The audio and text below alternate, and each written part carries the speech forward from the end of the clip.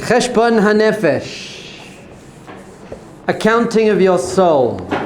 Now there's Cheshbon and Ma'asim, which means accounting of your actions. So we're going to do one of those charts, Be'ez Hashem, which is, these are my daily tasks. This is what I want to do every day. I want to do exercise every day. I want to meditate every day. I want to learn Rashi on the Parsha every day. I want to, whatever it is, what do I want to just, and that's simple, did I do it or didn't I do it? You're just keeping accounting of yourself, did I do it, didn't I do it? And if you see on your chart that I haven't done it for 3 days, then that means either it's not the right goal, so you should take it off your chart, or you're going to double up extra strong to make sure you're doing it the next day. So that's what it's doing for you. It's helping you see what have I got? What don't I have? What do I need to add? What do I need to subtract? Keep you accountable, moving forward. Then we got the things that you are definitely doing anyway every day. Let's say getting up and eating, and maybe Shachris, Mincha and Mariv, and saying the Shema and things like that. Stuff that you are doing. So it's not did I do it or not? But then you could kind of evaluate how well did I do it. Did I get up like a lion? Did I daven like a mensch? So then you can see, hold on, I need to work on my mezuzahs. I'm not really chapping a mezuzah. Now the purpose of a mezuzah is God consciousness. It's meant to smack you in the face, that mezuzah. It's meant to make you remember there's a divine creator of the universe. So if you haven't, you go through the whole day and you realize, hold on, I really didn't have so much consciousness with my mezuzahs, I'm going to have to improve in that area. And that's it. Very nice. But what we're doing now is hitbonenut. Now we've come across this term a few times. Hitbonenut means contemplation. Contemplation, which is based on the word boneh, which means to build. And it means you're building a picture. And you're using your thoughts to build emotions, because that's what thoughts do. Your thoughts create your emotions. So if you just sit around for 10 minutes thinking about all the amazing things in your life, that builds gratitude, for example, or builds a feeling of responsibility. Seeing as I have privilege, I have responsibility.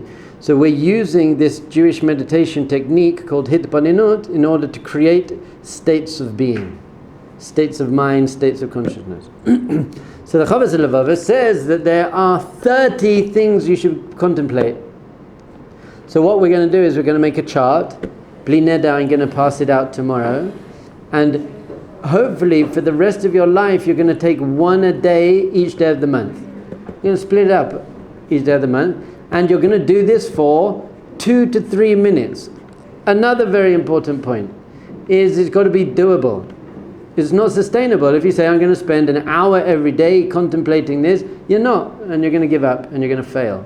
So whenever you're growing, you've got to take a small, even ridiculously small. Something that is like a joke. So someone said to me he wants to get into shape, and I said, okay, let's make a plan for you. And he goes, I'll go to the gym for an hour a day every day.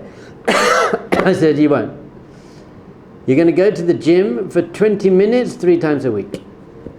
By the way, go to the gym for an hour a day every day. That's fine, but don't make that your goal.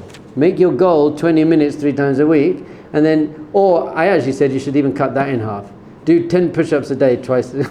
I do 10. Just cut it down till it's a joke, and beat it. I don't mind you beating it, but don't set high goals and then fall short and then give up. Set really low goals, get them and bypass them, and you feel good about yourself. So we're going to be starting this. Number 1. You're going to have to fill it in your chart tomorrow. Number 1 thing that you should be contemplating, Harishon. Shiyistakel ha'adam be'inyan atzmo. You need to look at yourself. You need to contemplate the matter of selfhood. V'yachshov b'tchilat chavayato. And you should imagine the beginning of your existence. Very, very important term in your Jewish spirituality is chavaya. What does chavaya mean? In modern Hebrew, it means an experience. הייתי בהודו, איזה חוויה זה היה. אחי, אח שלי, גיבור. איזה חוויה. I was in India, my brother. It was such an experience. That's not what this means. This means an experience of yourself. To experience yourself. Something that very rarely anyone ever does. Just to experience that you exist. How often in the last week did you experience just the fact that you exist? You didn't. I'll tell you why. Because you were experiencing the outside world. And you were experiencing your emotions.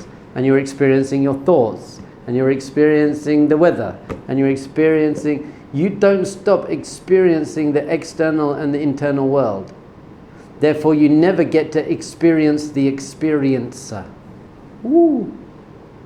There's an experiencer in there, by the way. Someone very deep down is the experiencer, the one that is experiencing all these things. However, you never experience the experiencer. You've lost complete touch. Why? Because you're experiencing the whole time. Well, if you experience the experiencer, right? Isn't the experiencer experiencing the experiencer? Yeah, but that's okay. Because the experience of the experiencer is just experience. It's just chavaya, that's what it is. There's no content to it. It's like a camera can take a picture of everything in the world apart from itself, unless you have a mirror. Your consciousness is like a camera. So your consciousness zooms in on Meir's face, and that's the center of your consciousness now. Everything around becomes a bit blurry, it's not, just zoomed in on Meir's face.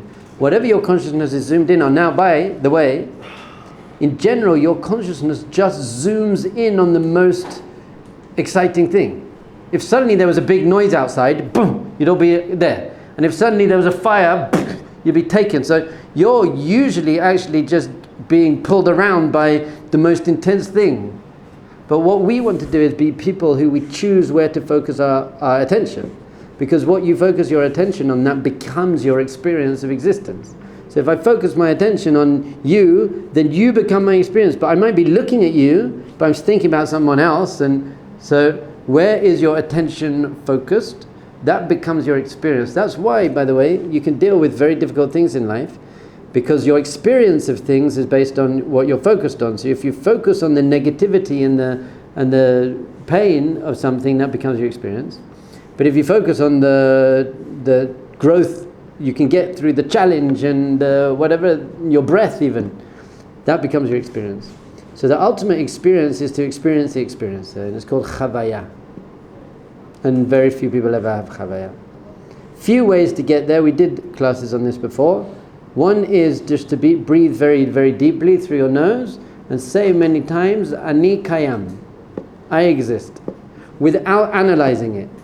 You don't analyze what does it mean to exist, I wish I didn't exist, I hate existing, what am I meant to achieve? Just I exist, that's it. And when you say Ani Kayam, you're referring to the experiencer, the Ani, who is experiencing it. Another game you can play which is fun is you look at that bottle and then you say to yourself, who's looking at the bottle? And then you say, me. And you say, well, who is me? And they're like, well, my clothes aren't me, and my phone's not me, and my job's not me, and my body's not me, and my talents aren't me, and my thoughts aren't me, and my emotions aren't me. In fact, who's experiencing this emotion right now? Who's experiencing sadness right now? Me. Who is the me? Neshama. So you start peeling away the layers, peeling away the levels, layers, until you get to an experience of the me. Fine. But then he says, you've got to think the beginning of that you came into existence in the first place. How did you even come into existence? Not only that you exist, v'yetziato milo metzia el metzia. You came from nothing to you became. You didn't exist, and then you suddenly existed. Now you can either contemplate your birth, or you can contemplate like 38 billion years ago when your soul was formed. Either, but whatever's more real for you to contemplate. But at some point there was no soul. We had this whole thing on my Shabbos table yesterday, and people would say, well, your soul is infinite, our soul's infinite. No, they were created. Now that they're created, they're an aspect of infinity, But they're not infinite. How do I know souls aren't infinite? Apart from they was created. Because yours isn't mine. You got one, I got one. Now on a higher level, Nefesh, Ruach, Neshama, on higher level, then we've all got the same soul. We're all aspects of the same soul. And then Yechida, there's just a same. So ultimately, maybe, but a Neshama, you've got yours and I got mine. And in fact, yours is even only half a Neshama. Be'ezat Hashem, you'll find the other half soon. So, you got to imagine you didn't exist, and then suddenly you existed. It's crazy. And then some point we also might not exist. Pardon? At some point we also might not exist. Oh, that's going to be later. Okay. By the way, you're never going to not exist now. I will just You will always exist. You're Neshama. You are a soul. True. But yes, at some point you're going to leave your body. It's going to be one of my favorite Cheshbons. The fact that one day you won't be in this world anymore is a very, very powerful one. A very powerful one. So you came from nothing. Lelo yitron shekadam lo, and you didn't deserve it. Did you deserve to be created? No. What did you do to deserve to be created? You didn't do anything to deserve to be created. Now, when we hear things like this, sometimes it's actually difficult. Because some people think, I wish I wasn't created. It's actually very painful and difficult, and I didn't choose to be created. Have you heard of antinatalism? What? Antinatalism. I hadn't heard of this. One of my students, on one of my trips, she said, my father is an antinatalist. And I was like, what on earth is that? And he goes, they're against children, having children. She's here. I know, he became later in his life. And he said, my father just apologized to me for making me. He said, I am so sorry. And what's the whole antenatal thing is that there's suffering in life. And that person's not you can't choose to create someone who you know is going to suffer. So there is some weird logic to this, by the way. You're not allowed to put someone into suffering. And they didn't choose it, so you basically doomed someone to suffer. So there's two answers to that question. One answer is, firstly, for most people, their lives are okay. I don't think most people are in terrible, kind of suicidal... Now, everyone has challenges. So the second answer is, who said that pain is bad? Now, this is a whole different class, emunah. But it's through your pain that you become great. So I'd imagine that the vast majority of people, even those who are going through most pain, would still choose to be alive. Now, how do I know that? I told you this story sometime recently. I was sitting in India in the mountains of the Himalayas, and there was this really old woman, wrinkly, white hair old woman, and she was smashing rocks on the side of the road. Quite a big thing. Now, have you seen Kung Fu? There's this 1970s show, Kung Fu. And this Kung Fu master used to just go around and like save people and then walk off into the sunset. So I felt like I was Kung Fu. So I always used to go and help people with it. I was walking around on my own. So I went and I did lots of building and shopping, but I've got like middle class white London, North London hands.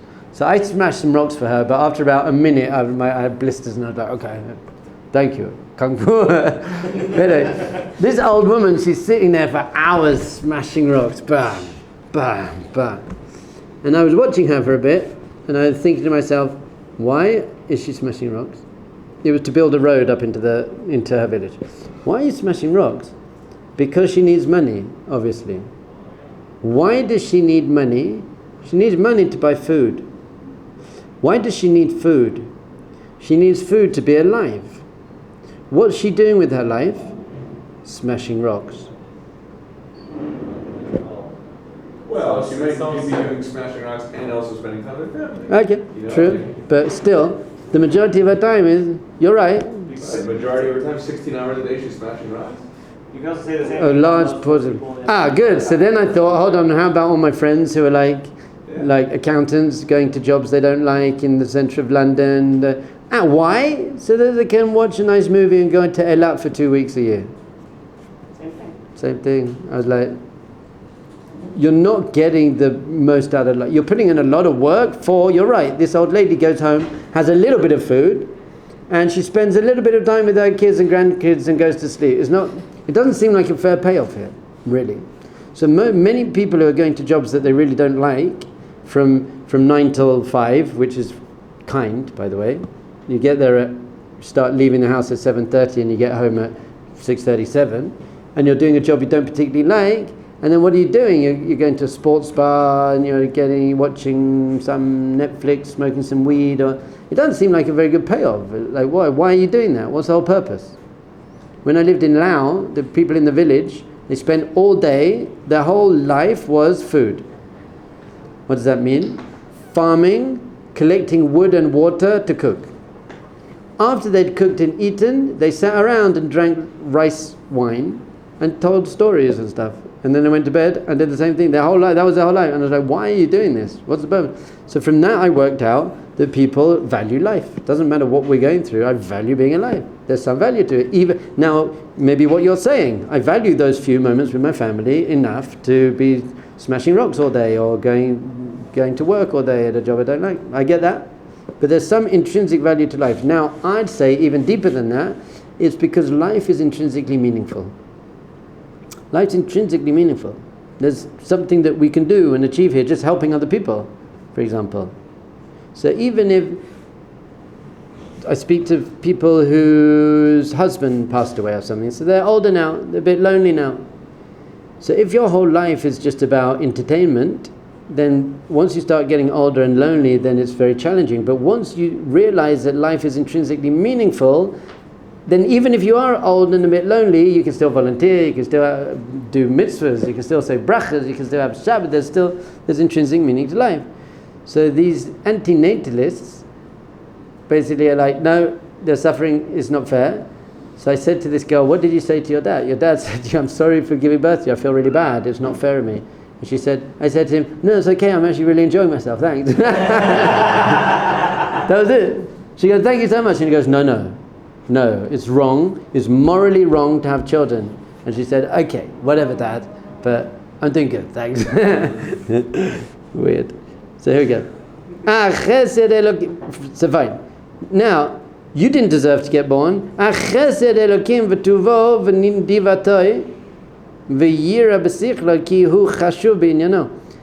all the chesed that Hashem does, everything, all the goodness. Now once again, very easy for your Yetzer Hara, and not your Yetzer, just to jump in at this point and say, yeah, but what about all the suffering as well? Because he's saying, you didn't deserve all the good things in your life. But then we naturally go towards, well, what about all the suffering? I didn't choose to be born, and now I'm having lots of suffering. In fact, the Gemara itself said there was this debate that went on for years and years.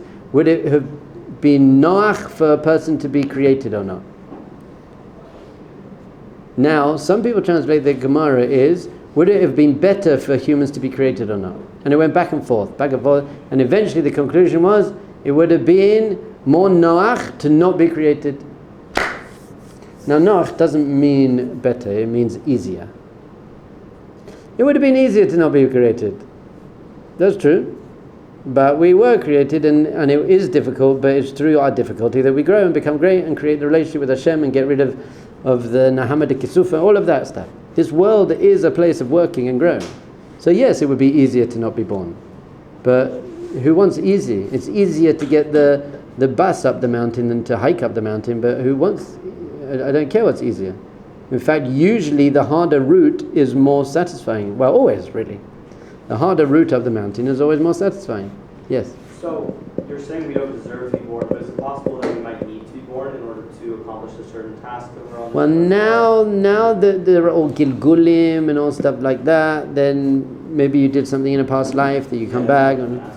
You also got to understand the word deserve, even in English, has two completely opposite meanings. You deserve that. I'm sorry, man, you deserve that. Based on how you've been behaving, you deserve that. Or, you really deserve this. I've noticed how you've been doing so well in school, you really deserve this. Two completely opposite meanings. So we do believe that everything you go through in your life you deserved. Now, either because you did something wrong and you need to fix it, or because you did something right and you need to be taken to the next level. But he's saying the whole creation in the beginning, what did he do? When I used to take people out to all these orphanages, they'd feel very guilty that they were born to privileged families. So I said, you don't need to feel guilty because you didn't do anything wrong. You didn't do anything wrong. People say, what did I do to deserve to be born into this family when these kids have nothing? So the answer is nothing, but you don't need to feel guilty, but you should feel responsible. You should feel great gratitude and responsibility to use it. That's okay. And if you don't feel gratitude and responsibility, then you can feel guilty for not feeling gratitude and responsibility.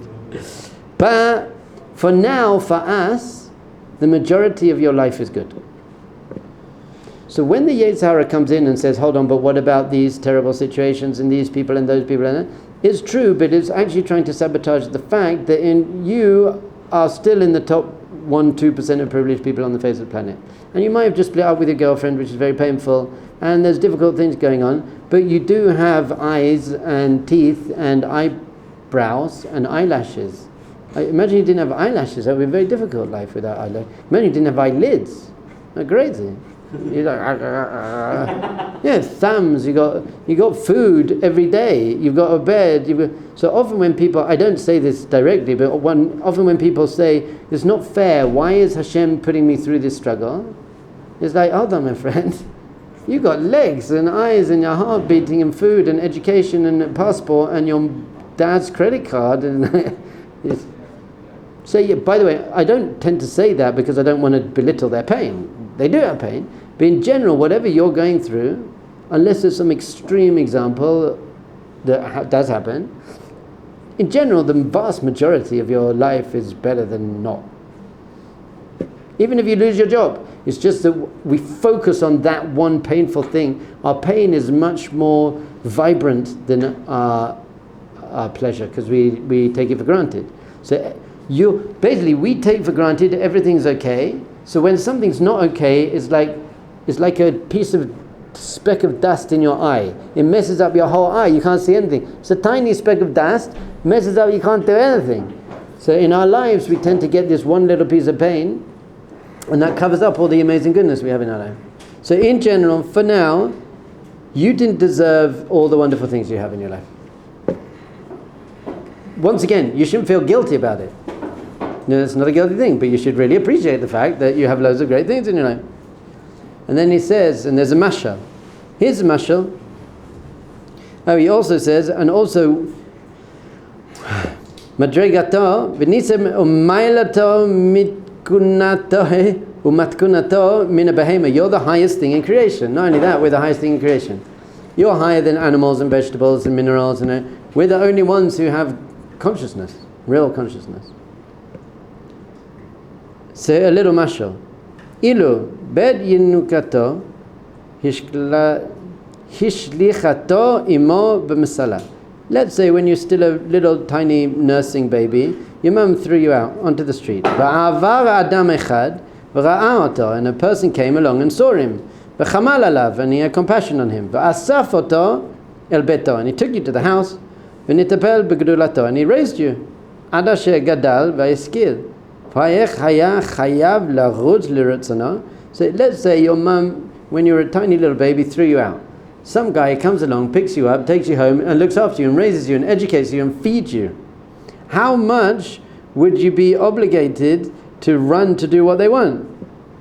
And to be grateful for everything they did, and everything he asked you to do? You'd be very, very careful. How many obligations you have towards this person who saved your life? So that's how we should be thinking about it.